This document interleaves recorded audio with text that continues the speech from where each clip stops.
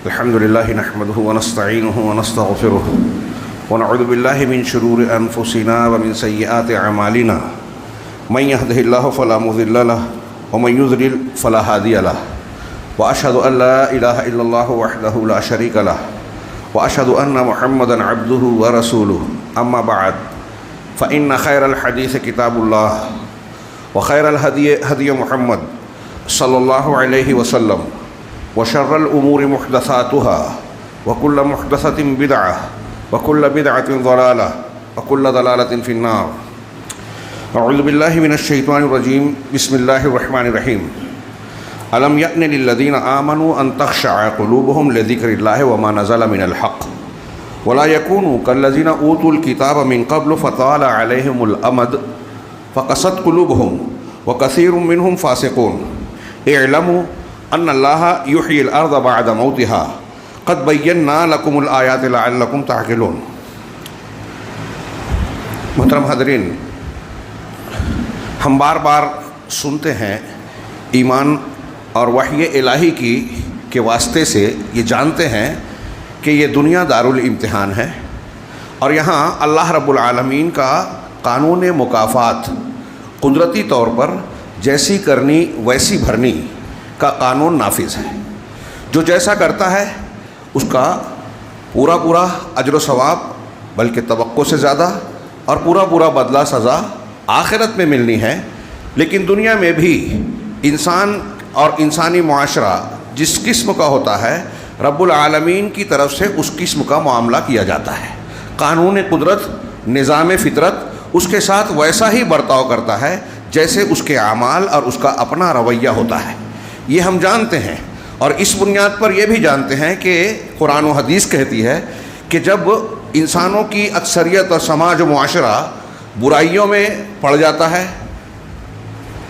اللہ رب العالمین کے ذکر سے، اس کی یاد سے غفلت کا شکار ہو جاتا ہے، اپنے مقصد کو بھلا کر دنیا کی چکا چوند میں اس کی رونقوں کے پیچھے بھاگنے لگتا ہے اور اس کو وہ مشاغل زیادہ اہم نظر آنے لگتے ہیں جو اس کے لیے جانبی ہیں، اور وہ مشغلہ اور ضرورت جو مقصد سے جڑی ہوئی ہے یعنی آخرت میں اللہ رب العالمین کی خوشنودی حاصل کر کے کامیابی حاصل کرنا، جب ایسا ہوتا ہے کہ انسان غفلت شعار بن جاتا ہے، گناہ میں زیادہ پڑ جاتا ہے، تو اللہ رب العالمین کی رحمت کا ایک حصہ یہ ہے کہ وہ فوراً عذاب نہیں دیتا کہ ادھر گناہ ہوا یا لوگوں نے گناہ اور برائیوں میں آگے بڑھنا شروع کیا اور فوراً اللہ رب العالمین کا آخری عذاب اور فیصلہ آ جائے.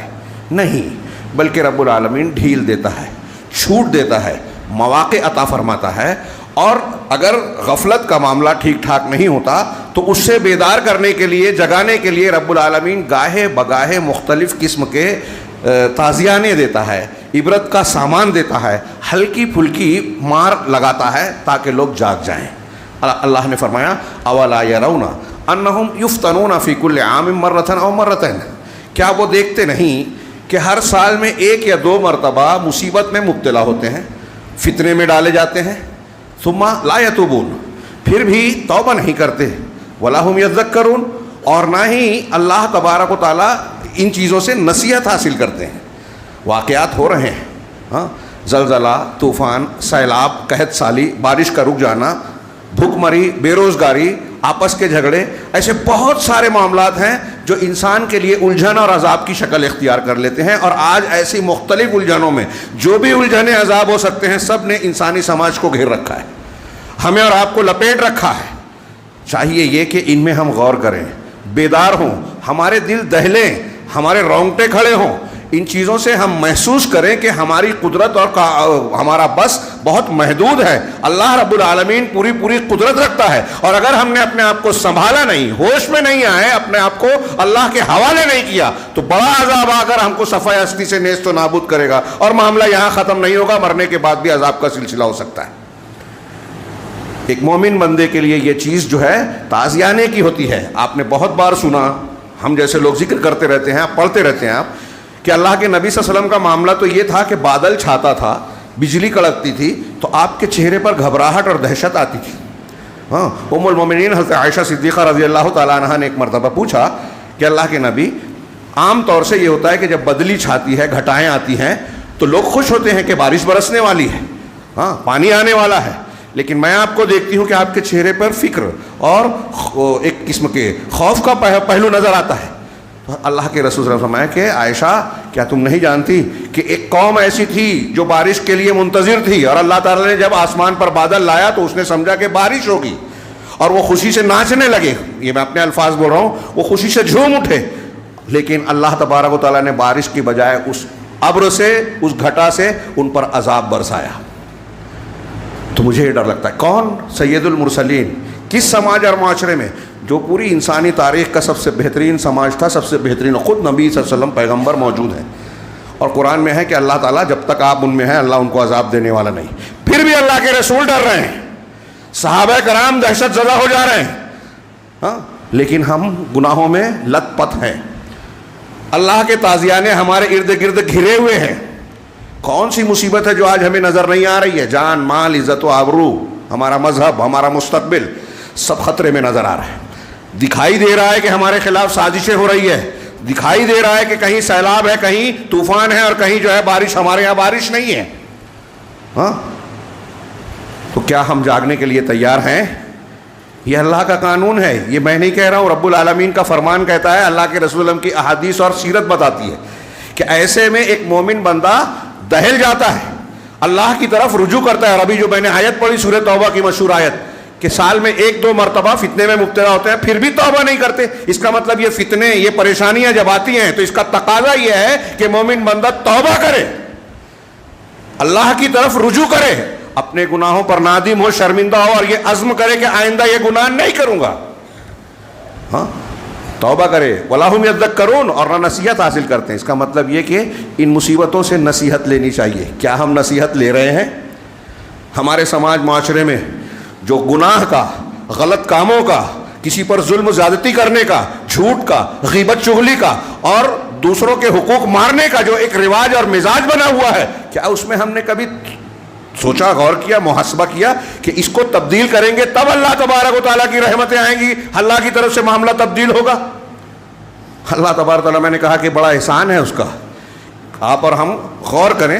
میں نے اس سے پہلے بھی کئی مرتبہ کہا ہے، بات کا اعادہ ہو تو کوئی مذائقہ نہیں ہے، کہ ہم غور کریں کہ ہمارے اعمال کیسے ہیں۔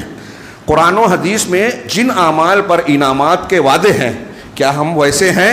ہمارا عقیدہ اور عمل، یا قرآن و حدیث میں جن اعمال و عقائد پر اللہ تبارک و تعالیٰ کی طرف سے دھمکیاں اور وعیدیں دی گئی ہیں کہ ایسا کرو گے تو تباہ ہو جاؤ گے، ایسا کرو گے تو طوفان، زلزلہ آئے گا، قحط سالیہ منسلط ہوگی، ہاں، اور اللہ کے مختلف قسم کے عذاب آئیں گے، غور کریں، جائزہ لیں، تو بلا تعمل ہم میں کا ہر شخص یہ کہہ سکتا ہے، جان سکتا ہے کہ ہمارے اعمال میں غالب وہ چیزیں ہیں جو اللہ کے عذاب کو دعوت دیتی ہیں، ہاں۔ ایک ایک چیز، فَلْيَحْذَرِ الَّذِينَ يُخَالِفُونَ عَنْ أَمْرِهِ أَن تُصِيبَهُمْ فِتْنَةٌ أَوْ يُصِيبَهُمْ عَذَابٌ أَلِيمٌ۔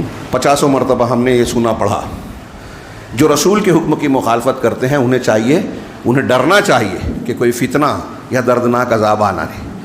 بارش رکی ہے، ایک فتنہ ہے، عذاب ہے۔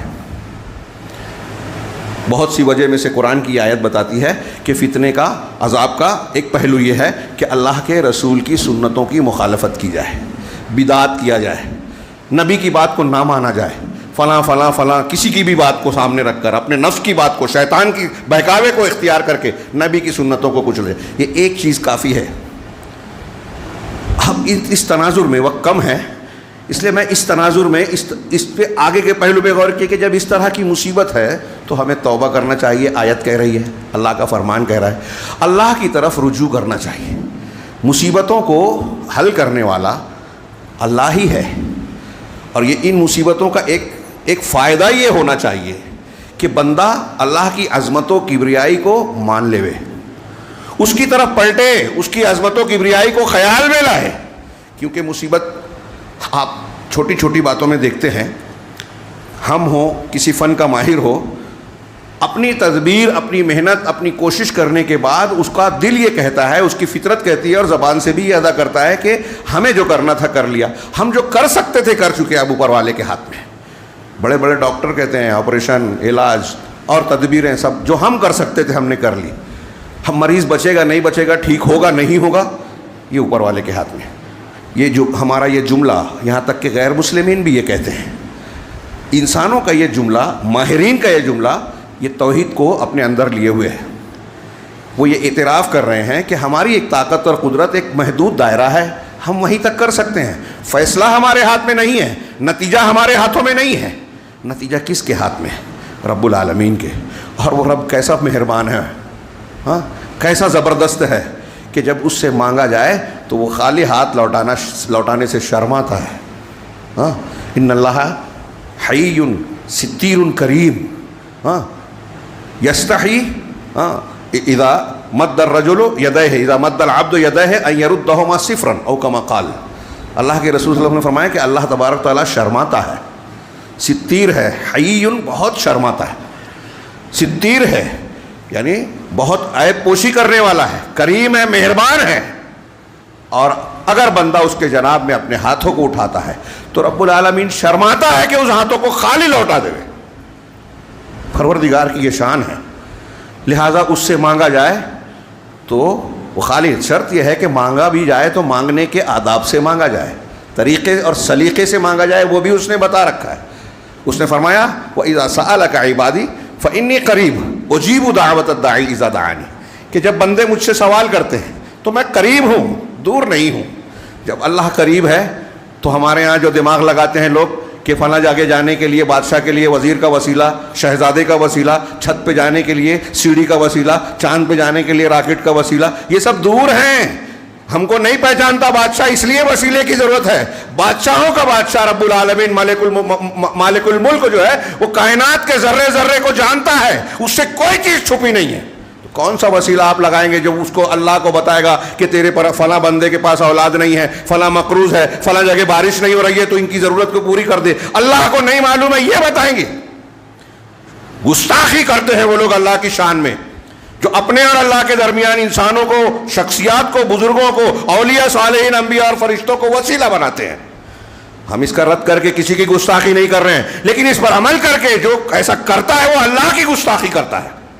منبر رسول سے کہہ رہا ہوں، علی وجہ البصیرہ اور مدلل انداز میں کہہ رہا ہوں، قرآن کہہ رہا ہے کہ جب بندہ میرے بارے میں پوچھے تو کہو انی قریب، میں قریب ہوں، علم سے، احاطے سے سنتا ہوں اس کی۔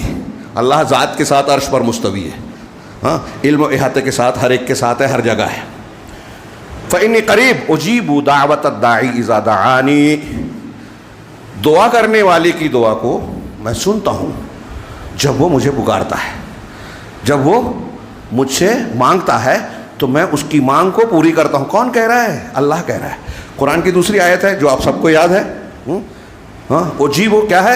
ادعونی استجب لکم، ایک ٹکڑا آیت کا، مجھ سے مانگو۔ کون کہہ رہا ہے؟ بادشاہوں کا بادشاہ رب العالمین، جس کا آسمان و زمین میں جو کچھ ہے اسی کا ہے، اور کسی کا کچھ بھی نہیں ہے۔ کائنات کا کوئی ذرہ، اس پر تصرف کا اختیار کوئی فرشتہ نہیں رکھتا۔ اللہ کی مشیت کے فرشتے بہت سے کام کرتے ہیں، بارش برسانے پہ معمور ہے، روح نکالنے پہ معمور ہے، لکھنے پر معمور ہے، فلاں چیز کا فرشتہ فلاں چیز کا، لیکن اللہ کے حکم کے بغیر وہ ایک پتہ نہیں ہلا سکتے۔ یفعلون ما یؤمرون، وہ وہی کرتے ہیں جس کا حکم اللہ نے دیا۔ تو اللہ تبارک و تعالیٰ کی اس کائنات میں اللہ کی مشیت کے بغیر کچھ نہیں ہوتا، اور کائنات میں جتنے لوگ بھی ہیں کوئی بھی کچھ بھی اختیار نہیں رکھتا، نہ کوئی ایک ذرہ کسی سے کو دے سکتا ہے اللہ کی مرضی کے بغیر، نہ کوئی چھین سکتا ہے۔ پھر کسی سے مانگنا کیا، کسی کے آگے جھکنا کا، کسی کی اور کی عبادت کرنا کیا؟ بار بار قرآن میں مضمون بیان کیا گیا کہ جن کو اللہ کو چھوڑ کر جن لوگوں کو پکارا جاتا ہے، مانگا جاتا ہے، وہ ایک کھجور کی گٹلی کے چھلکے کے جو ہلکی سی جھلی ہوتی ہے نا، اس کے بھی مالک نہیں ہے۔ ما یملکون من قطمیر، سورہ فاطر کی آیت میں آپ سن چکے ہیں بار بار کہ وہ ایک کھجور کی گٹلی کے چھلکے کے بھی مالک نہیں ہے، اختیار نہیں رکھتے۔ اب ہمارے یہاں جھوٹے واقعات گڑھ جاتے ہیں، شیخ عبد القادر جیلانی سے مانگا جا رہا ہے، فلاں سے مانگا جا رہا ہے، ڈھیما سے مانگا جا رہا ہے۔ اللہ کہہ رہا ہے، شاہ اسماعیل نے اس کی شرح میں بڑی پیاری بات کہی۔ اللہ نے کہا ادعونی استجب لکم، مجھ سے مانگو، میں تمہاری مانگ پوری کروں گا، مجھ سے دعا کرو، میں تمہاری دعا کو سنوں گا، قبول کروں گا۔ کون کہہ رہا ہے؟ رب العالمین۔ اب تھوڑی دیر کے لیے شاہ اسماعیل نے تقویۃ الایمان، بہت ہر مرد اور عورت کو پڑھنا چاہیے، اس کے تعلق سے لوگ غلط فہمیاں پھیلاتے ہیں، تو اس میں کہا کہ سوچئے ذرا سا، اگر آج کی دنیا میں کوئی بادشاہ، وقت کا حاکم کسی رعایا میں سے کسی عام آدمی کو اپنے پاس بلائے اور کہے کہ کیا مانگنا ہے، مجھ سے کیا چاہیے لے لے، مانگ لے، دے دیتا ہوں. اللہ تبارک و تعالیٰ دنیا کا بادشاہ اگر کہے، اب وہ انسان جس سے بادشاہ خود پوچھ رہا ہے، حاکم خود پوچھ رہا ہے کیا چاہیے بول، اور وہ بولے نہیں تجھ سے کیسے مانگوں، تیری شان اتنی اونچی ہے، میں اتنا خطا کار گنہگار چھوٹا آدمی، میں ڈائریکٹ تجھ سے مانگوں یہ ذرا سمجھ میں نہیں آتا، بے عزتی کی بات ہے، نہیں مانگوں. میں تیرے وزیر سے بولوں گا، تیرے بیٹے شہزادے سے بولوں گا، وہ میرے کو پہچانتا ہے، فلاں سے بولوں گا، اس کو بولوں گا، وہ میری حاجت تجھ تک پہنچائے گا. شاہ اسماعیل نے یہ مثال دی سمجھانے کے لیے کہ دنیا میں کوئی حاکم بلا کے کہہ رہا ہے مجھ سے مانگ لے کیا چاہیے، اور آدمی بولے کہ نہیں تجھ سے نہیں مانگوں گا، میں تو فلاں سے بولوں گا، وہ تجھ کو اپنی میری حاجت پیش کرے گا. سوچئے بادشاہ خوش ہوگا یا ناراض ہوگا؟ یہ تو اس کی بے عزتی بھی. بس سیم یہی غور کیجئے کہ رب العالمین، اللہ رب العالمین قرآن میں ہم سے آپ سے کہہ رہا ہے مجھ سے مانگو میں دوں گا، آپ کہہ رہے ہیں کہ نہیں میں تو فلاں بابا کا وسیلہ لگاؤں گا، مولانا اسحاق کی قبر پہ جاؤں گا، شیخ عبد القادر جیلانی کا، اجمیری صاحب کا، فلاں اور فلاں کا وسیلہ لگاؤں گا. تو آپ اللہ رب العالمین کی شان میں گستاخی کر. اللہ کہہ رہا ہے میں سنتا ہوں، میں تمہاری دعا قبول کروں گا، آپ کہہ رہے ہیں نہیں اس سے قبول کرواؤں گا. یہ نہیں کہا کہ تم برائی کر رہے ہو تو اللہ دعا نہیں سنے گا، بلکہ گنہگار توبہ کرے گا تو اللہ اور خوش ہوتا ہے. اس کی تفصیل میں جاؤں تو لمبا وقت لگ جائے گا. عرض یہ کرنا ہے کہ دینے والا اللہ ہے، اور اللہ کی شان یہ ہے وہ خود کہہ رہا ہے کہ میں تم کو دیتا ہوں، اور سارے بندے اس کے محتاج ہیں. انبیاء کرام اللہ سے مانگ رہے ہیں. قرآن میں یہ بار بار کہتا ہوں توحید کی بڑی شاندار دلیل ہے کہ قرآن میں جس پیغمبر کا بھی ذکر ہے، یہاں تک کہ ہم جناب محمد رسول اللہ صلی اللہ علیہ وسلم سید المرسلین کو دیکھیں کہ آپ اپنی ہر حاجت کو اللہ سے مانگ رہے ہیں. یہ بارش بھی اللہ سے مانگ رہے ہیں. آپ نے بھی استسقا پڑھی، جمعہ کے خطبے میں آپ نے استسقا کی دعا فرمائی. ایک دیہاتی نے آ کے کہا، صحیح بخاری میں ہے کہ اللہ کے رسول مال ہلاک ہو گئے، مویشیوں کا یہ حال ہے، کھیتیاں جو ہیں سوکھ رہی ہیں، ایسا ایسا معاملہ ہے، بتایا.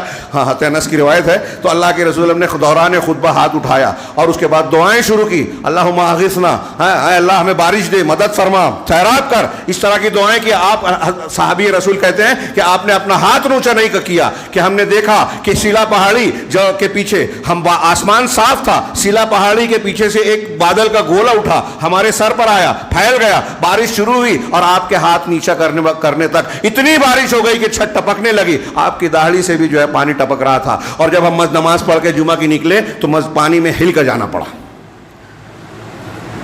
غور کیجئے اللہ رب العالمین سے کون مانگ رہا ہے؟ سید المرسلین، بارش. آج ہم بابا کا وسیلہ لگا رہے ہیں، یعنی اللہ سے مانگنے کے لیے بھی مانگنے کے طریقے سے ہٹ گئے.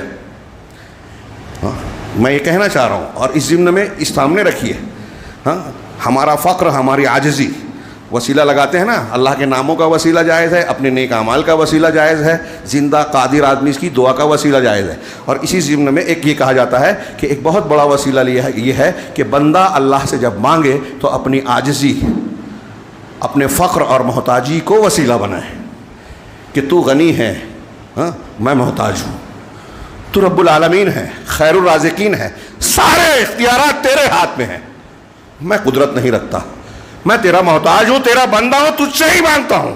انبیاء کی دعاؤں میں دیکھیے اللہ تعالیٰ نے فرمایا یا ایھا الناس انتم الفقراء الی اللہ، اے دنیا کے لوگوں، اے لوگوں تم سب کے سب اللہ کے فقیر ہو، محتاج ہو. واللہ هو الغنی الحمید، اللہ ہی ہے جو غنی ہے، بے نیاز ہے، حمید ہے، لائق تعریف و حمد ہے، ساری خوبیوں کا مالک اس لیے ساری تعریف ہے اس کے لیے. لہذا اللہ تبارک و تعالیٰ کامل ہے اور ہم ناقص انتہائی ناقص. یہ واقعات جب بارش نہیں برس رہی ہے یا کہیں سیلاب آ رہا ہے، بے روزگاری ہو رہی ہے، مارکیٹ پر ہماری قدرت نہیں ہے، ہم پر ظالم حاکم مسلط ہیں، ہماری سننے کو تیار نہیں ہے، ہم مظلوم ہیں، تو سننے والا کون ہوگا؟ صرف رب العالمین. اللہ تبارک و تعالیٰ کہہ رہا ہے کہ کیا ہے، تم سب کے سب محتاج ہو. کس کے محتاج ہو؟ اللہ کے، لوگوں کے نہیں، فلاں اور فلاں کے نہیں. اور اللہ رب العالمین نے، میں نے اشارہ کیا، وقت کم ہے، ایسی بیسیوں دلیل دے سکتے ہیں کہ اللہ تعالیٰ خود کہہ رہا ہے مجھ سے مانگو. تم میں کا ہر شخص بھوکا ہے سوائے اس کے جس کو میں کھانا کھلاؤں، مجھ سے مانگو میں کھانا کھلاؤں گا. تم میں کا ہر شخص ننگا ہے سوائے اس کے جس کو میں کپڑا پہناؤں، مجھ سے کپڑا مانگو میں پہناؤں گا. تم میں کا ہر شخص جو ہے وہ گنہگار ہے، گمراہ ہے جب تک کہ میں ہدایت نہ دے دوں، مجھ سے ہدایت مانگو، میں تم کو ہدایت دوں گا۔ تم میں کا ہر شخص گنہگار ہے سوائے اس کے جس کو میں معاف کروں، مغفرت کروں، لہذا مجھ سے مغفرت طلب کو۔ یہ صحیح مسلم میں حدیث قدسی، لمبی حدیث قدسی میں ہے، تم میں کہ ہر انسان اگر دنیا کے سب سے برے انسان کی طرح بن جائے تو میری سلطنت میں کوئی کمی نہیں ہوگی، میرا کوئی کچھ بگاڑ نہیں پائے گا۔ سارے انسان، اول آخر، جنات، انسان، سب دنیا کے سب سے بہترین انسان کے جیسے بن جائیں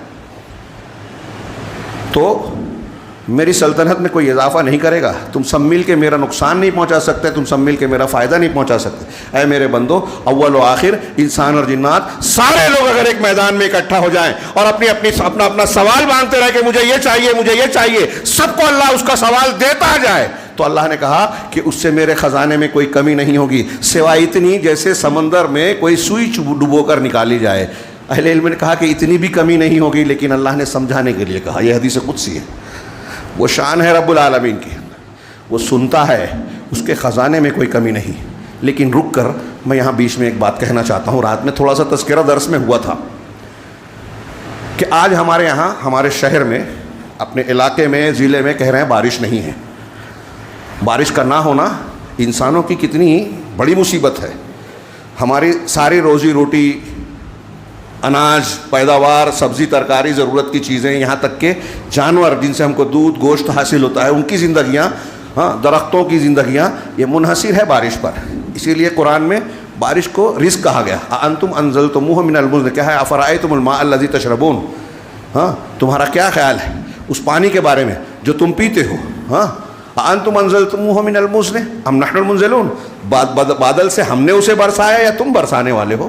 یہ بھی توحید کی دلیل ہے، کون برساتا ہے بارش کو؟ قرآن میں اللہ نے کہا وَهُوَ الَّذِي يُنَزِّلُ الْغَيْثَ مِن بَعْدِ مَا قَنَطُوا، کہ لوگوں کے مایوس ہو جانے کے بعد وہی اللہ ہے جو غیث یعنی بارش کو برساتا ہے۔ جب لوگ مایوس ہو جاتے ہیں، نا امید ہو جاتے ہیں، تو اللہ تبارک و تعالیٰ ہی بارش برساتا ہے۔ وَيَنشُرُ رَحْمَتَهُ، اور اپنی رحمت کو پھیلاتا ہے۔ وَهُوَ الْوَلِيُّ الْحَمِيدُ، اور وہ ولی ہے، کارساز اور آقا ہے، حمید ہے، لائق تعریف ہے۔ تو اللہ تبارک و تعالیٰ بارش وہی برساتا ہے، اور اللہ کہہ رہا ہے کہ مجھ سے مانگو میں دوں گا۔ اللہ شرماتا ہے کہ ہاتھ خالی چھوڑ دے۔ نبی کریم صلی اللہ علیہ وسلم نے استسقاء بتائی کہ جب بارش کا معاملہ ہو تو آپ نے خطبہ جمعہ کے درمیان بھی دعا مانگی، آج ہم بھی انشاءاللہ مانگیں گے۔ تو خطبہ جمعہ کے درمیان بھی دعا مانگی، آپ نے اہتمام کر کے لوگوں کو لے جا کر بستی کے باہر بھی دعا کی، جیسے عید کی نماز پڑھتے تھے ویسے استسقاء پڑھی۔ اس کے اپنے آداب، احکام ہیں، اجتماعی دعا وہی ثابت ہے۔ آپ جاتے کیسے تھے؟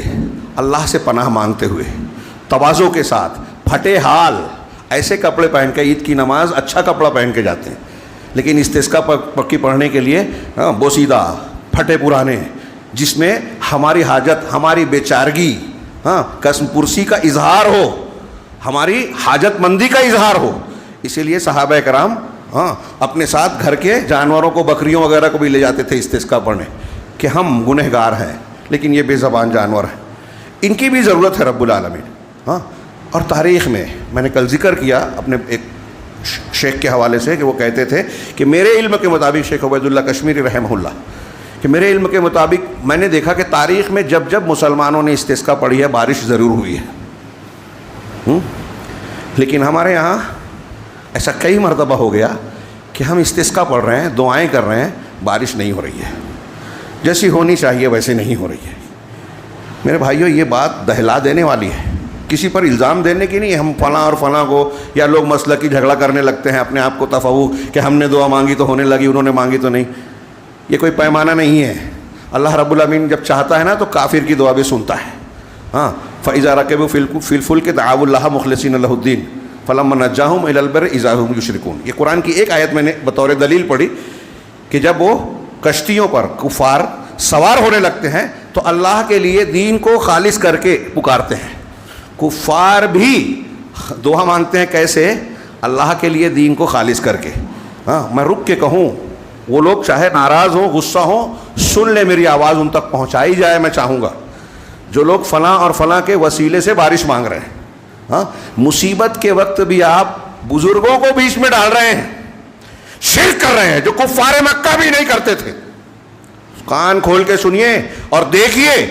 وہ لوگ مصیبت کے وقت کہتے تھے کہ صرف اللہ سے مانگے جائے, مخلصین لہ الدین کے قرآن کے جملے پر غور کیجئے کہ دین کو اللہ کے لیے خالص کر کے دعا مانگتے تھے, یعنی دعا میں شرک نہیں کرتے تھے. آپ دعا میں شرک کر کے مانگ رہے ہو, کیسے قبول ہوگی دعا؟ اور اگر قبول ہو گئی تو یہ آپ کے عمل صحیح نہیں ہو گیا. میں نے عرض کیا کہ اللہ رحمان و رحیم ہے, غفار و غفور ہے, وہ کافروں کی بھی سنتا ہے. یہ اس کی مشیت اور حکمت کے ساتھ جڑی ہوئی چیز ہے کہ کب اس کی حکمت ہوتی ہے, مصلحت ہوتی ہے, ہم جانے نہ جانے, ہم نہیں جان سکتے اس کی حکمت کو. تو رب العالمین کی حکمت ہوتی ہے تو کافروں کی دعا بھی قبول کرتا ہے. ہم تو مومن ہیں.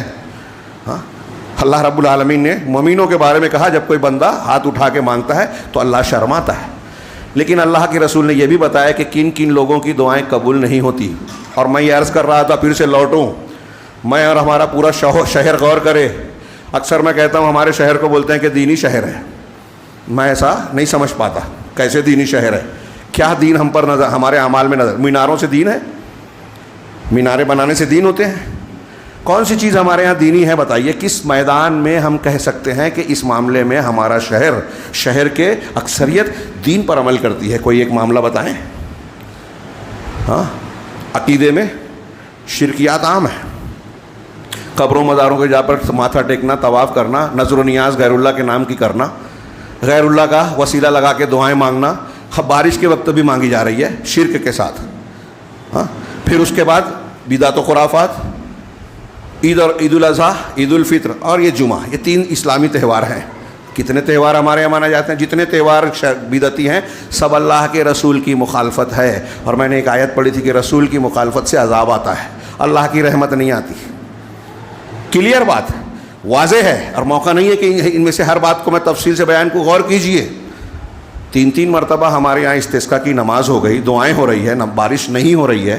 ہاں, گھبرانے کی بات ہے, سوچنے کی بات ہے, لمحہ فکریہ ہے کہ ہم کس درجے میں چلے گئے کہ مسلمانوں کی دعا قبول نہیں ہو رہی ہے.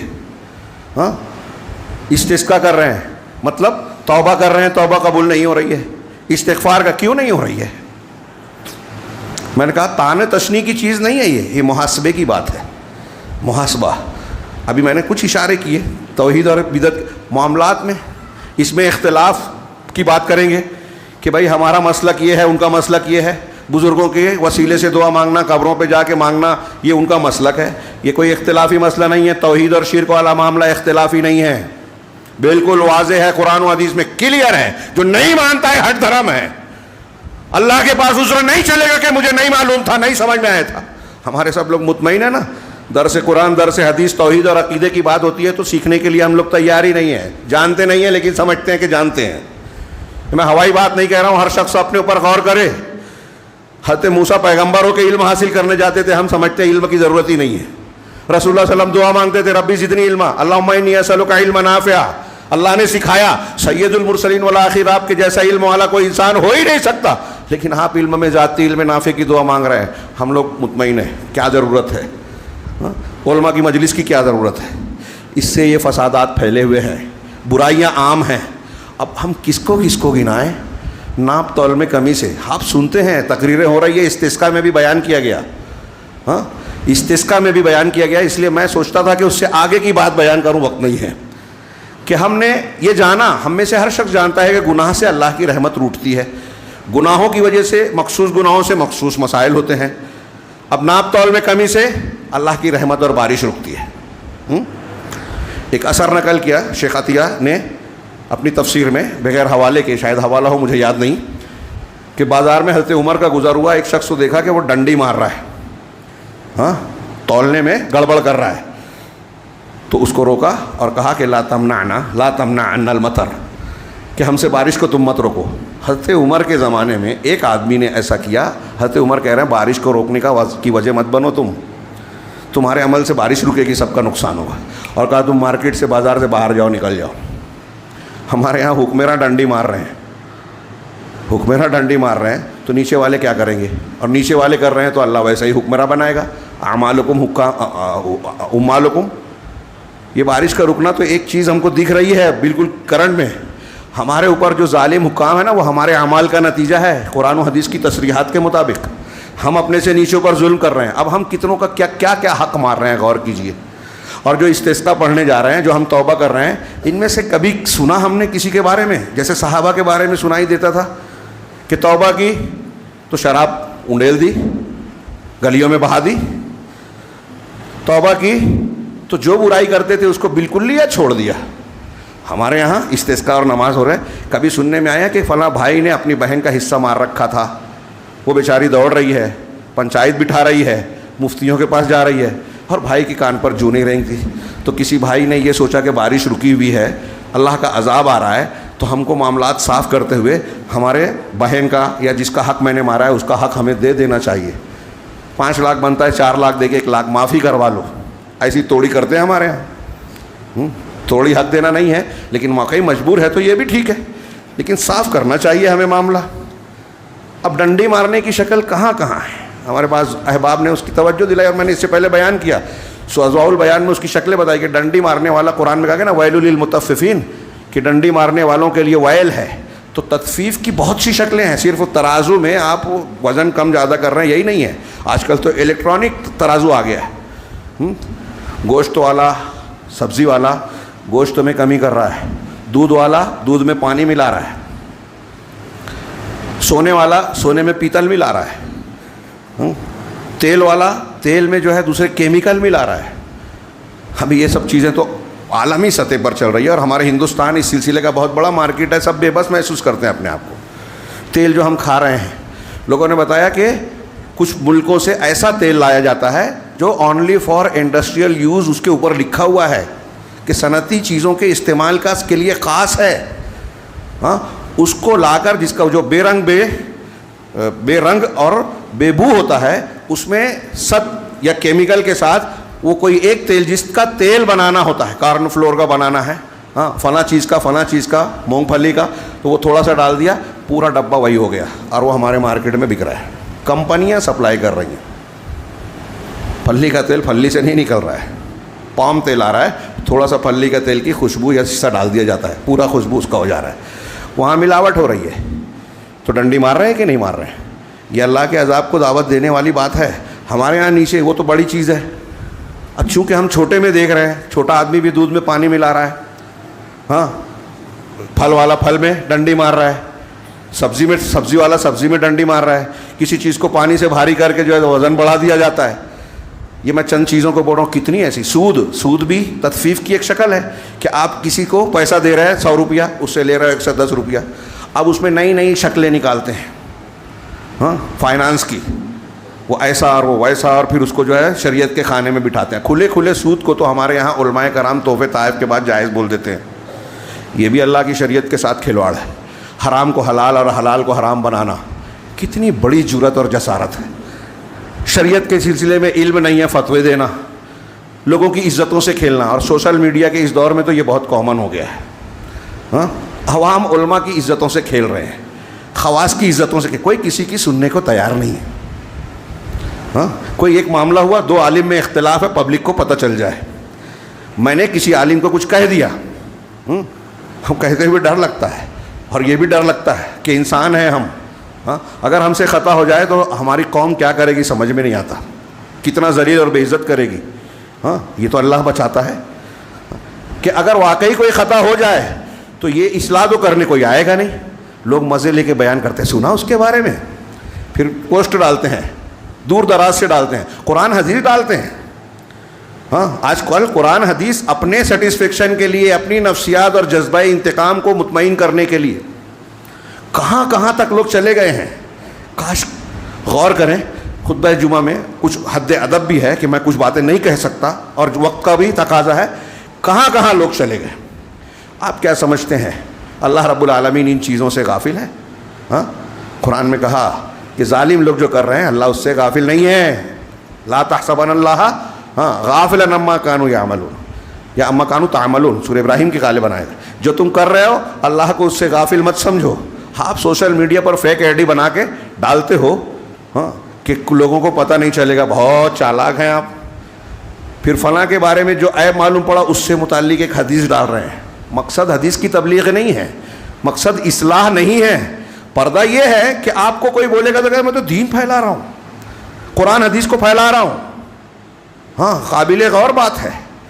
تو دین کے نام پر دین کے خلاف کام کر رہے ہیں. میں یہ عرض کرنا چاہتا ہوں جو ایسا کھلواڑ جو سماج کرے وہاں بارش رکے گی نہیں تو کیا ہوگا. سوچنے والی بات ہے کہ ہم نے استسقا پڑھی, دعائیں کر رہے ہیں, ہماری دعائیں قبول نہیں ہو رہی ہے. کیوں؟ اس لیے کہ ہمارے دل سخت ہو گئے ہیں, ہمارے اندر اخلاص نہیں ہے, توبہ سچی نہیں کرتے.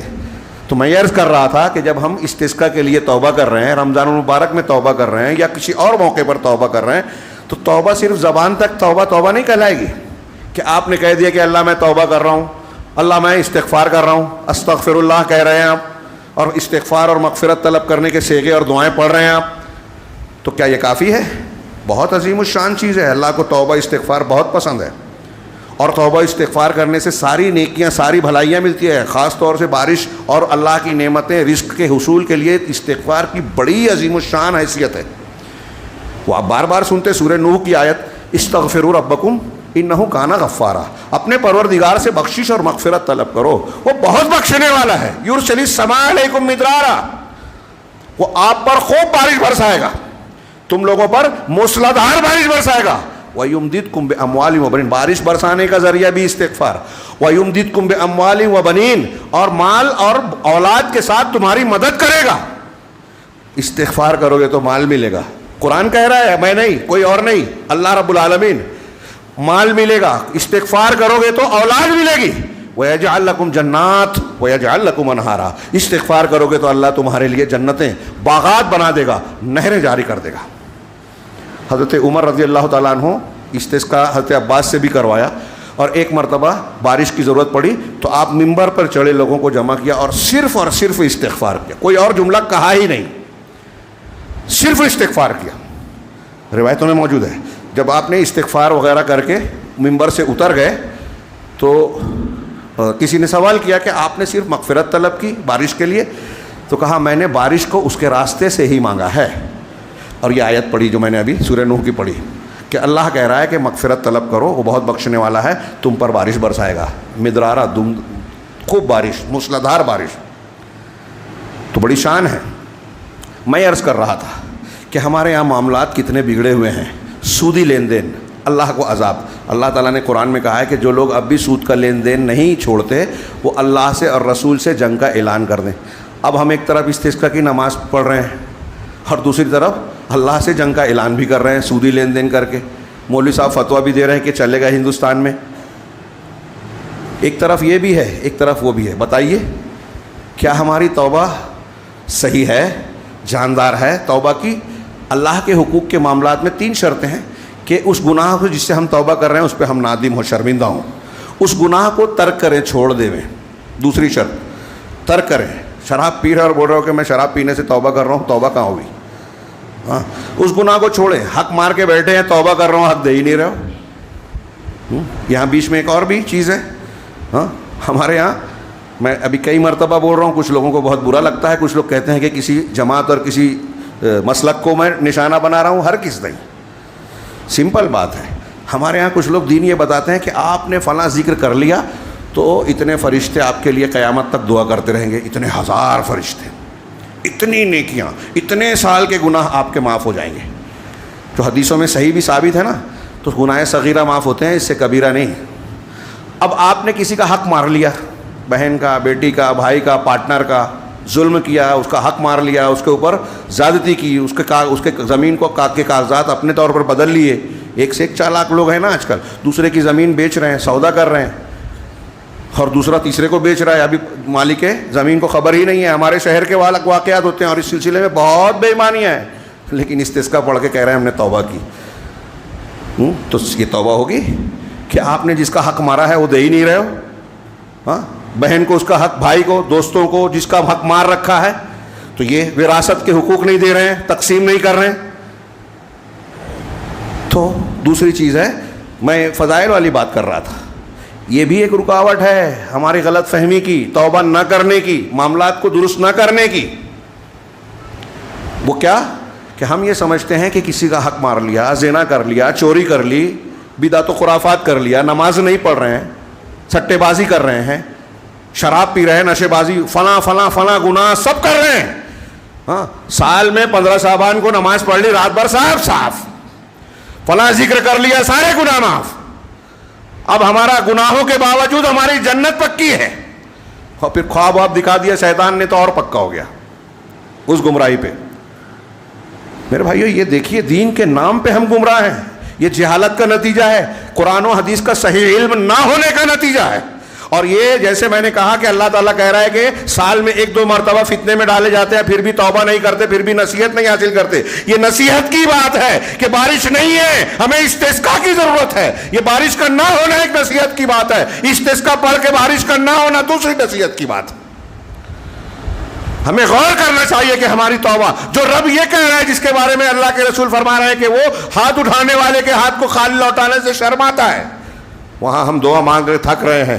ہماری جان مال عزت و آبرو محفوظ نہیں ہے، مسلمانوں کی مسجد چھین گئی، قانون بن رہا ہے، گرفتاریاں ہو رہی ہے، گھروں پر بلڈوزر چل رہے ہیں، ہمارے خلاف طرح طرح کے قوانین ہم کو ہماری زندگی کو تنگ کرنے کے لیے بنائے جا رہے ہیں. مہنگائی، بے روزگاری، بھوک مری الگ چیز ہے، اور اس میں یہ کہ اللہ بھی ہم سے روٹھا اور ناراض اگر ہے تو چونکنا چاہیے. ہم ہر ایک کے بارے میں یہ نہیں کہہ سکتے کہ اللہ فلاں سے ناراض ہے، ہم سے اور اس سے، لیکن ایک بندہ مومن کا طریقہ یہ ہوتا ہے کہ جب مصیبت میں پڑتا ہے تو یہ سوچتا ہے کہ اللہ مجھ سے ناراض تو نہیں ہے. اللہ کو راضی کرنا چاہیے، اور اللہ کو راضی کرنے کے لیے پہلے گناہوں سے توبہ کی جائے. توبہ سچی، جس کی شرط میں بتا رہا تھا کہ ندامت ہو، گناہ کو چھوڑے، آئندہ اس گناہ کو نہ کرنے کا عزم مصمم پکا ارادہ کرے، چاہے بعد میں ہو جائے انسانی تقاضے سے، یہ الگ بات ہے، لیکن جس وقت توبہ کر رہا ہے اس وقت یہ ارادہ کرے کہ اب میں یہ گناہ نہیں کروں گا.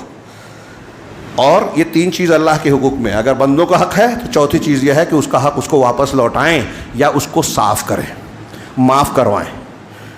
اگر اس نے معاف نہیں کیا تو قیامت کے دن نماز، روزہ، حج، زکوٰۃ کی نیکیاں جو لے کے جائے گا بندہ، کسی پر ظلم کیا، کسی کا کوئی کھا رکھا ہے، وہ سب لوگ حقدار آئیں گے اور اس کی نیکیاں لے کے جائیں گے، اس کے پاس کچھ نہیں بچے گا، پھر حقداروں کا گناہ اس کو ڈالا جائے گا اور جہنم میں جائے گا. اللہ ہمیں بچائے. اس کو حدیث میں کہا گیا کہ یہ اصلی مسکین ہے.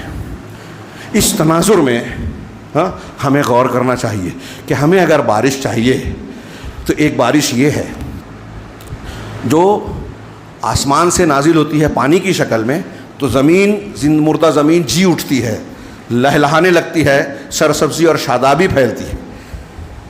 یہ اس بارش کے ذریعے سے جو مادی طور سے ہم دیکھتے ہیں. لیکن اس بارش سے پہلے ایک اور بارش ہے جو اس سے زیادہ اہم ہے، وہ اللہ کی وحی کی بارش ہے، وحی الہی، جس سے لوگوں کے دل زندہ ہوتے ہیں. اگر ہمارے دل زندہ ہوں وحی الہی کی تعلیم کو سیکھ کر، اس پر عمل کر کے، تو یہ بارش ضرور برسے گی. اسی سے مصیبت کے بادل چھٹیں گے، دکھ ہٹیں گے، ہمارے مسائل حل ہوں گے. میں نے شروع میں جو آیت پڑھی تھی وہ بات کر اس کی طرف اشارہ کر رہا ہوں. اللہ رب العالمین کا یہ سورہ حدید کا ارشاد ہے. اللہ نے فرمایا الم یأن للذین آمنوا ان تخشع قلوبہم لذکر اللہ. یہاں رک کر ایک اور بات کہ ہم توبہ کرنے جا رہے ہیں استسقاء میں، ہم نماز پڑھ رہے ہیں، لیکن دعا قبول نہیں ہو رہی ہے بظاہر، اور ہم دیکھ رہے ہیں کہ جو لوگ توبہ کر رہے ہیں، ہم اور آپ، ہمارے اعمال، ہمارے معاملات بدلتے نہیں ہیں. جس کے گھر میں جو مسئلہ ہے، جس کی جماعت میں جو پرابلم ہے، جہاں جس کی دشمنی ہے، وہ حل ہوتی ہی نہیں ہے. میں فلاں سے ناراض ہوں تو میں ناراض ہی ہوں، توبہ کر رہا ہوں لیکن ناراض ہی ہوں. فلاں سے میرے تعلقات دین کی بنیاد پہ ہے تو الگ چیز ہے، لیکن معاملات میں وہ مجھ کو، اس نے گھورا تھا، فلاں ٹائم میری شادی میں نہیں آیا تھا، میرے گھر کے فلاں معاملے میں نہیں آیا تھا، اور اس سے ناراض ہے. مر جائے گا میں جنازے میں نہیں جاؤں گا. یہ انانیت کا غلبہ ہے. تو میں یہ عرض کر رہا تھا کہ میں استسقاء اگر ہم پڑھ رہے ہیں نا، تو اس میں اب ہم کو اس سے پہلے یہ ضرورت ہے کہ ہم اللہ سے توفیق مانگیں.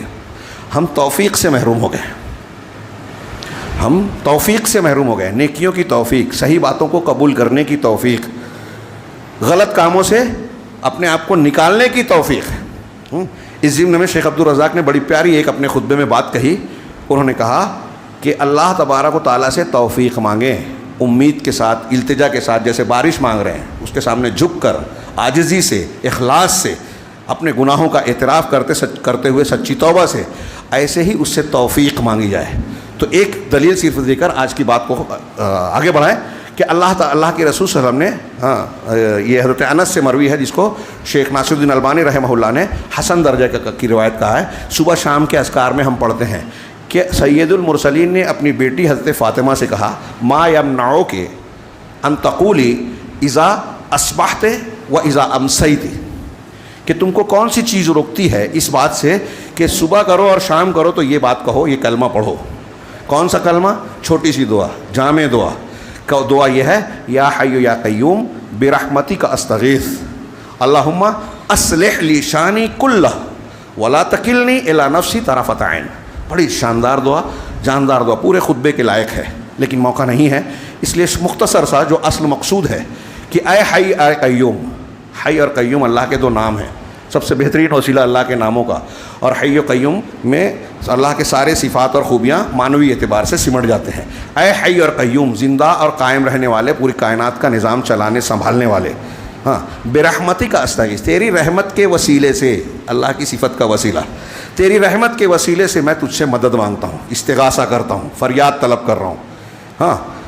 اللہم لا تکلنی اصلح لی شانی کلہ، اے اللہ میرے جتنے بھی معاملات ہیں، ساری شان، جتنا بھی میرے سارے حالات جو ہیں اس کی اصلاح کر دے۔ ایک جملہ، دنیا کی ساری بات آ گئی اس میں، ہمارے معاملات، سارے معاملات کو ٹھیک کر دے پروردگار، اصلح لی شانی کلہ ولا تکلنی الی نفسی طرفۃ عین۔ یہی جملہ ہمارے موضوع سے متعلق جو میں سمجھانا چاہ رہا ہوں کہ ولا تکلنی الی نفسی، اور مجھے میرے اپنے نفس کے حوالے مت کر آنکھ جھپکنے کے ٹائم تک۔ طرفۃ عین، طرفۃ عین آنکھ کا جھپکنا، پلک کا جھپکنا، تو آنکھ جھپکنے کے وقت برابر بھی پروردگار مجھے میرے حوالے مت کر۔ اہل علم نے اس کا معنی بیان کیا کہ اگر ایک انسان کو اس کے حوالے، اس کے نفس کے حوالے کر دیا جائے، ہمیں اپنے آپ کے حوالے کر دے رب العالمین، تو یہ جو ہے اللہ کی توفیق سے محرومی، خسران اور پریشانی، مصیبت کا باعث ہے۔ مجھ کو میرے حوالے کر دیا جائے تو میں توفیق سے محروم ہو گیا، اور میرے سارے معاملات اللہ رب العالمین کے حوالے ہیں، اس کا مطلب اللہ رب العالمین ہر معاملے میں مجھ کو صحیح توفیق دے گا۔ توفیق دینا اللہ کی رحمت ہے، اللہ تبارک و تعالیٰ کی نگرانی اور مدد ہے، اور توفیق سے محروم ہونا خذلان کہلاتا ہے، بے سہارا چھوڑنا۔ تو ہمیں لگتا ہے، میں یہ کہنا چاہتا ہوں کہ ہم نماز استسقاء پڑھ رہے ہیں، بظاہر نماز بھی پڑھ رہے ہیں، بظاہر قرآن و حدیث کو ماننے کا ڈنڈورا بھی پیٹ رہے ہیں، مظاہرہ بھی کرتے ہیں کہ بہت اچھے ہیں، لیکن حقیقت میں ہم توفیق سے محروم ہیں۔ ہماری زبان، ہمارا ظاہر جو کہہ رہا ہے، ہماری حقیقت، ہمارا دل اس سے موافق نہیں نظر آتا، یہ نفاق ہے۔ ہاں، تو اللہ تعالیٰ کے اس فرمان کو دیکھیے کہ یہ درست کیسے ہوگا۔ اگر ہم زمین پر بارش پانی کی چاہتے ہیں تو ہمارے دل کی زمین پر وحی الہی کی بارش کا فائدہ پہلے اٹھانا ضروری ہے۔ قرآن کہتا ہے الم یأن للذین آمنوا، کیا ایمان والوں کے لیے اب بھی وقت نہیں آیا ان تخشع قلوبہم لذکر اللہ وما نزل من الحق، کہ ان کا دل پگھل جائے، پسج جائے۔ خشوع عاجزی کو کہتے ہیں، ڈر کے ساتھ خشیت آ جائے ان کے اندر، ان تخشع قلوبہم، کہ ان کا دل پسج جائے، نرم ہو جائے، ان کا دل نرم ہو جائے۔ کس چیز سے؟ اللہ کے ذکر سے، وما نزل من الحق، اور جو حق نازل ہوا یعنی قرآن سے۔ قرآن آ گیا، اللہ کا ذکر آ رہا ہے، پھر بھی ہمارے دل میں نرمی نہیں آئے، ہمارا دل پسیجے نہیں، بہت بڑی محرومی کی بات ہے۔ استسقاء میں ہم کہہ رہے ہیں توبہ کریں، استسقاء میں ہم اپنی چادر اور ہاتھ کو الٹ رہے ہیں دعا کرتے ہوئے کہ حالات بدل دے پروردگار، تو اپنے آپ کو تو بدلو۔ گناہوں میں ملوث ہو، ظلم زیادتی کر کے بیٹھے ہو، شرکیات میں پڑے ہو، بدعت و خرافات کو اختیار کیے ہوئے ہو، دین سے، اللہ سے غفلت کا شعار اختیار کر کے بیٹھے ہو، تو اس کی طرف پلٹو تو صحیح، اپنے حالات بدلو تو اللہ بھی بدلے گا۔ تو اللہ نے کہا کہ کیا تمہارے دل نرم ہونے کا وقت بھی نہیں آیا اہل ایمان کے لیے؟ اللہ نے فرمایا ولا یکونوا کالذین اوتوا الکتاب من قبل فطال علیہم الامد فقست قلوبہم، اور یہ کہ یہ اہل ایمان ان لوگوں کی طرح نہ ہو جائیں، ان لوگوں کی طرح نہ ہو جائیں جن کو کتاب دی گئی تھی، پہلے کے لوگ یہود و نصارہ۔ ہاں، تو ایک لمبی مدت گزر جانے کے بعد، مدت دراز کے بعد، فقست قلوبہم، ان کے دل سخت ہو گئے۔ پورا ہمارا خطبہ اس ایک جملے میں ہے، ہاں، جو آج ہم نے بات چیت کی، یہ ایک جملہ رب العالمین کا سارا، بلکہ اس میں اور معنی سمٹا ہوا ہے کہ ان کے دل سخت ہو گئے۔ اللہ کی کتاب مل گئی، دین مل گیا، نبی کی تعلیم مل گئی، پھر بھی دل سخت ہے۔ کیا مطلب اس کو نہیں مان رہے ہیں جو اللہ کی کتاب میں ہے، اس کو نہیں مان رہے ہیں جو نبی نے بتایا سکھایا، اس پر جھک نہیں رہے ہیں۔ اللہ کی کتاب کو بدل دیا، تحریف کر دی، حلال کو حرام، حرام کو حلال بنا دیا، اللہ کے رسول اور قرآن کہہ رہا ہے تو شرک نہیں کرنا، ہمارے نزدیک وہ معاملہ اہم ہے ہی نہیں، ٹائم ہی نہیں ہے کہ شرک کس کو بولتے ہیں جانے، تو شرک کر رہے ہیں، وسیلہ لگا کے دعا مانگ رہے ہیں، بارش کی دعا بھی مانگ رہے ہیں تو شرک کے ساتھ، بدعت کے ساتھ، ان طریقوں سے جو اللہ کے رسول سے ثابت ہی نہیں ہے، تو دل سخت ہو گئے۔ اب قرآن سننے کے بعد جنت و جہنم کا ذکر کرنے کے بعد جو ہے ہمارے اوپر فرق نہیں پڑتا۔ علامہ ابن قیم کہتے ہیں کہ دلوں کی بہت سی بیماریاں ہیں، اور سب سے خطرناک بیماری، سب سے بڑی بیماری دل کی ہے قساوت، یہ جو قرآن نے یہاں کہا، ہاں فَبِمَا نَقْضِهِمْ مِيثَاقَهُمْ لَعَنَّاهُمْ وَجَعَلْنَاهُمْ قُلُوبَهُمْ قَاسِيَةً، ان کے عہد توڑنے کی وجہ سے ہم نے ان پر لعنت کی، یہود و نصارہ پر، سورہ مائدہ میں اللہ نے کہا، اور ان کے دلوں کو قاسیہ یعنی سخت کر دیا، اور یہاں کہا ان کے دل سخت ہو گئے۔ دل کے سخت ہونے کا مطلب یہ ہے کہ آپ پر، ہم پر واعظ و نصیحت اثر نہ کرے۔ ہاں دیکھیے، میں ایک محسوس کرتا ہوں، ہم میں سے کوئی دو لوگوں کا جھگڑا ہوتا ہے، 5-5 6-6 پنچایتیں ہو جاتی ہیں، پنچ بدلنے لگتے ہیں ایک کے بعد ایک، دونوں فریق مانتے ہی نہیں ہیں، یہ دل کی سختی ہے۔ حالات اتنے بگڑ گئے ہیں، بارش نہیں ہو رہی ہے، بظاہر ہمیں دکھ رہا ہے کہ دعائیں بھی ہماری رائے گاں جا رہی ہیں، بظاہر اللہ بہتر جانتا ہے، اس کا اجر و ثواب ملے گا، ہاں کیوں؟ دل سخت ہو گئے ہیں۔ دل سخت ہونے سے کیا ہو رہا ہے کہ ہم شریعت کو مان ہی نہیں رہے ہیں، ظلم و ستم کو چھوڑ ہی نہیں رہے ہیں، گناہوں سے توبہ کر ہی نہیں رہے ہیں، ہر ایک اپنی چال بازی اور سازشوں میں لگا ہوا ہے، اور اپنے آپ کو چالاک سمجھتا ہے گناہ کر کے، یہ سمجھتا ہے کہ میں غلط بھی کر رہا ہوں اور اللہ بھی راضی ہے۔ دیکھ نہیں رہا ہے بارش نہیں ہو رہی ہے، دیکھ نہیں رہا ہے بدنامیاں ہو رہی ہیں، دیکھ نہیں رہا ہے کہ قوم پر مختلف قسم کے مصیبتوں کے بادل منڈلا رہے ہیں، یہ ہمارے اعمال کے نتائج ہے۔ اور وہی اللہ نے کہا فقست قلوبکم، کتاب مل گئی، اللہ کا ذکر آ گیا، توحید اور سنت کی تعلیم ہے، پھر بھی دل سخت ہو گئے۔ فقست قلوبکم وکثیر منہم فاسقون، اور ان میں کے اکثر لوگ فاسق تھے، نافرمان تھے۔ آج مسلمانوں کے اکثر لوگ کیا ہیں؟ فرما بردار ہیں یا نافرمان؟ ہاں اللہ ان کے بارے میں کہا، پھر اس کے بعد اللہ نے کہا یہ کسے اللہ کی وحی آ جائے اور کیا نام ہے اللہ کا ذکر ہو تو ہمارا دل نرم ہونا چاہیے، یعنی ہمارے دل کی زمین کی، ہمارے دل کی زندگی وحی الہی سے ہوگی، قرآن اور حدیث سے ہوگی، توحید اور سنت کو اختیار کر لیں ہم، ہمارا دل زندہ ہو جائے گا، اور جب زندہ دل ہوگا تو اس زندہ دل کے دل سے جو دعا نکلے گی، اللہ کے جناب میں جو نیکیاں اور عبادت ہوگی، توبہ اور استغفار کے کلمات نکلیں گے، رب العالمین کی جناب میں وہ فوراً اثر کریں گے، قبول ہو کیے جائیں گے، اور نتیجے میں ہمارے غم چھٹیں گے۔ ہم بارش مانگیں گے، اللہ بارش برسائے گا، ہم رزق مانگیں گے، اللہ روزی عطا فرمائے گا، ہم مصیبتوں میں گھرے ہوں گے، دعا مانگیں گے، اللہ رب العالمین ہماری دعاؤں کو ضائع نہیں کرے گا، ظالموں کو توڑ دے گا۔ ہاں اکیلے ابراہیم علیہ السلام کو اللہ نے آگ سے بچایا، اللہ تعالیٰ نے اپنے رسول کو جو ہے ہجرت کے لیے کفار اور مشرکین کے بیچ سے نکالا، موسیٰ علیہ السلام اور بنی اسرائیل کو فرعون کے چبنجائی استبداد سے معجزانہ طور پر نکالا، ہم کو نہیں بچا سکتا؟ دل سے مانگے، اخلاص سے مانگے۔ اخلاص صرف وہ نہیں جو کہ میں کہہ رہا ہوں، اخلاص میں شرک سے، ہر قسم کا شرک اکبر، شرک اصغر سے پاکی، لیکن ہمارے ہاں دعائیں لوگ مانگ رہے ہیں، اس کو سیکھنے کے لیے تیار ہی نہیں ہے۔ ہاں شرک کی تبلیغ ہو رہی ہے، واسطے اور وسیلے سے دعا مانگا جا رہا ہے۔ بریلوی حضرات کو تو ہم جانتے ہی ہیں، وہاں تو کھلا کھلا معاملہ ہے۔ دیوبندی حضرات کہتے ہیں ان سے عقیدے میں ٹھیک ٹھاک ہیں، کیا ٹھیک ہے؟ اہل تصوف میں جائیے، وہاں بھی بزرگ پرستی ہے، شخصیت پرستی ہے۔ ان کے یہاں بھی جو ہے اللہ کے رسول کا وسیلہ لگا کے دعا مانگنے کی تعلیم دی جاتی ہے، جو شرک ہے۔ امام ابو حنیفہ اس کو حرام کہتے ہیں۔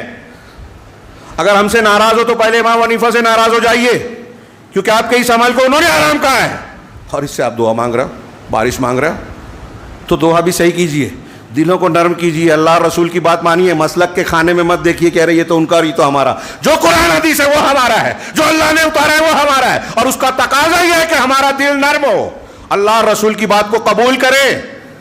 گناہوں سے توبہ تب ہوگی، اور جب اس دل کی زمین پر وحی الہی کا معاملہ ہوگا تو اللہ نے آگے اسی کی مثال دی، اعلموا، یہ جان رکھو، علم حاصل کرو، ان اللہ یحیی الارض بعد موتہا، اللہ تعالیٰ زمین کے مردہ ہو جانے کے بعد اس کو زندہ کرتا ہے۔ زمینیں مردہ ہیں، پھٹی ہوئی ہیں، خشک سالی کا شکار ہیں، یہ زندہ کیسے ہوگی؟ رب العالمین جب آب حیات نازل کرے گا، اس کی زندگی کے آب پانی، تو اللہ زمین کو اس کی موت کے بعد زندہ کرتا ہے۔ ایسے ہی ہمارے دل مردہ ہو گئے ہیں، ہاں سخت ہو گئے ہیں، تو ہم وحی الہی کی بارش سے اپنے دلوں کو زندہ کریں، یقیناً ہمارے غم دور ہوں گے، بارش ہوگی، اللہ تعالیٰ کی رحمتیں آئیں گی۔ اللہ نے فرمایا قد بینا لکم الآیات لعلکم تعقلون، یقیناً ہم نے تمہارے لیے نشانیوں کو، آیتوں کو بیان کر دیا، ہاں، تاکہ تم سمجھ سکو، شعور اختیار کرو، عقل اختیار کرو۔ آئیے ہم آج کے خطبے کے اختتام پر اللہ رب العالمین کے جناب میں استسقاء کی دعا کریں، اللہ تعالیٰ سے بارش مانگے۔ اللہم صلی علی محمد وعلی آل محمد کما صلیت علی ابراہیم وعلی آل ابراہیم انک حمید مجید، اللہم بارک علی محمد وعلی آل محمد کما بارکت علی ابراہیم وعلی آل ابراہیم انک حمید مجید۔ یا حی یا قیوم یا ارحم الراحمین یا ذا الجلال والاکرام برحمتک نستغیث، یا حی یا قیوم برحمتک نستغیث۔ اے اللہ، ہم بہت ہی گنہگار، خطا کار ہیں، ہمارے عقائد میں، ہمارے منہج میں، ہمارے اعمال میں بہت ساری غلطیاں ہیں۔ پروردگار، ہم ان غلطیوں کا اعتراف کرتے ہیں، ان سے توبہ کرتے ہیں۔